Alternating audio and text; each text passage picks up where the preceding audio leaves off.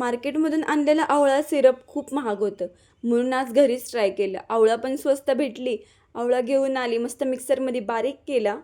म्हणलं अशी जादूची छडी फिरवल्यासारखं लगेच आवळा बारीक होईल, पण कुठलं, किती वेळ झालं मी ती बारीक करत होते. असं वाटलं तो सिरपच परवडला. याच्यात काय बाय टाकून घेतलं आणि सगळ्या देवांची एकदमच नावं घेतली आणि गटकन पिऊन टाकलं. पण कुठलं जाते गटकन. थोडं थोडं चांगलं वाटलं, पण जेव्हा आवळा राहिलेला त्याच्यात तो खाल्ला तेव्हा सगळ्या डोक्याच्या तारा तुटूनच हातात आल्या डायरेक्ट. मध पण नाही टाकला आणि गुळ पण नाही टाकलं, तसंच पिऊन घेतलं. पोटात गेल्यावर असं वाटलं की आतमध्ये काहीतरी करोडोंची उलाढाल चालू आहे. अशा प्रकारे सगळा राग अंड्यांवरती काढला आणि मस्त एक आमलेट बनवलं.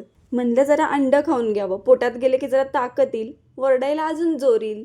मंडळी, खरं सांगू का, बाहेरचं खाऊन ना माझी खरंच वाट लागली. जवळजवळ 7-8 वर्ष झालं हॉस्टेल, कॉलेज, बाहेर राहणं ही ती, त्याच्यामुळं ना घरचं खाणंच विसरल्या. आणि जेव्हापासून घरचं खाणं विसरले ना, तेव्हापासून जी काय काय वेगवेगळे आजार व्हायला लागलेत ना, सांगा. याच्या मागचं सांगण्याचा हेतू एवढाच आहे की तुम्ही फक्त घरचंच खावा. आणि जर कधी वाटलं तर महिन्यातनं 1-2 वेळा बाहेरचं खाल्लं तरी.